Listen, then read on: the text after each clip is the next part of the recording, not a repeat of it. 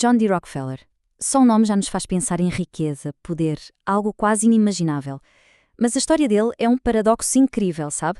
Um legado que, ao mesmo tempo, é admirado e muito criticado. É essa figura cheia de contradições que a gente vai tentar entender agora. E aqui está a grande questão. Como é que a gente deve lembrar do Rockefeller? Como um barão ladrão, um empresário cruel que destruiu a concorrência para construir um império? Ou como um benefeitor, quase um santo, que usou a sua fortuna para mudar o mundo para melhor? Para responder isso, não tem jeito. A gente precisa olhar para os dois lados da moeda. E o contraste é chocante, né? De um lado, o monopolista, o cara por trás de um esquema que controlava 90% de todo o petróleo dos Estados Unidos. Do outro lado, o filantropo, o homem que passou a segunda metade da vida doando essa fortuna e que, no processo, criou o modelo de filantropia que é usado até hoje. Ok, para entender o homem, primeiro a gente precisa entender o império. Vamos começar por essa ascensão meteórica dele e ver como ele não só jogou o jogo dos negócios, ele basicamente reescreveu todas as regras.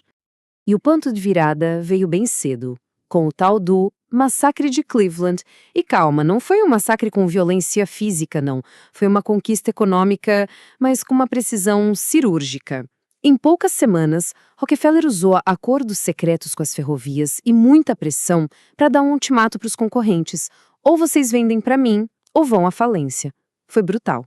E, claro, super eficaz. E o resultado? Bem, esse número aqui diz tudo. 90%. É difícil até de imaginar. No auge, a Standard Oil não era só a empresa líder, ela era um mercado. Controlava praticamente todo o petróleo americano, da extração até à bomba de combustível. A escala disso era simplesmente inacreditável. Essa frase, ela captura a essência da estratégia dele. Foi o que um representante da Standard Oil disse na cara de um concorrente. Não era uma negociação, entende? Era um ultimato. A mensagem não podia ser mais clara. Ou você se junta a nós, ou a gente te destrói. Muitos empresários tiveram que encarar essa mesma escolha. Mas é claro que um poder tão gigantesco, tão concentrado assim, não ia passar batido. A opinião pública começou a se virar contra Rockefeller e a sua Standard Oil. As pessoas passaram a ver a empresa como um monstro, um povo que estava sufocando qualquer chance de concorrência. E essa linha do tempo mostra bem como a maré virou. A pressão do povo levou à lei Sherman Antitrust. Lá em 1890, o golpe final veio em 1911, quando a Suprema Corte mandou desmontar a Standard Oil. Mas olha que interessante o que acontece logo em seguida. Só 2 anos depois, em 1913, nasce a Fundação Rockefeller. O fim de um império foi o começo do outro. Depois de se aposentar, Rockefeller começou o seu segundo ato.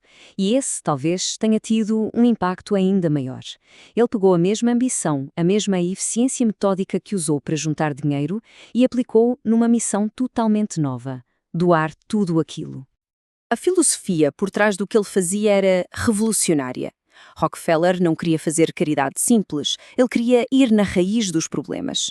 A lógica era: não adianta só tratar os sintomas, como a pobreza e a doença. Tem que investir em ciência, em medicina, em educação, para eliminar as causas desses problemas. E o impacto foi imenso, foi global. Ele criou instituições que são gigantes até hoje, como a Universidade de Chicago e o Instituto Rockefeller para a Pesquisa Médica. Lançou campanhas mundiais contra doenças como malária, febre amarela, atuando em quase uma centena de países. A abordagem era global, sistemática e transformou a saúde pública. Agora, vamos avançar um pouco no tempo para ver como esse legado todo reverbera hoje. O modelo do Rockefeller, na verdade, preparou o terreno para o que a gente hoje chama de filantrocapitalismo. Aquela ideia de que bilionários podem usar sua riqueza e a sua visão de negócios para resolver os grandes problemas do mundo. E essa comparação entre a Fundação Rockefeller e a sua herdeira moderna, a Fundação Gates, é muito reveladora. As semelhanças são impressionantes. As duas foram criadas pelos homens mais ricos de suas épocas. As duas focam em soluções tecnológicas. Rockefeller, na erradicação de doenças, Gates, no desenvolvimento de vacinas. Mas as críticas também são parecidas, a de que esse foco técnico às vezes ignora as causas sociais e políticas mais profundas dos problemas. E é aqui que está o ponto central do debate hoje. Quando fundações privadas têm tanto poder, tanto dinheiro para influenciar a saúde e o desenvolvimento do mundo todo, a linha que separa o público do privado começa a ficar meio borrada, né? É uma forma de poder que age fora de qualquer controle democrático. E no fim, a história do Rockefeller nos deixa com essa pergunta, que continua muito atual. Vimos como uma fortuna imensa pode dominar uma indústria inteira e depois ser usada para salvar milhões de vidas. Mas isso levanta uma questão fundamental sobre poder. Será que um pequeno grupo de pessoas muito ricas deveria ter o poder de decidir as prioridades para o resto da sociedade? Essa é uma questão que era relevante há um século e talvez seja ainda mais importante hoje.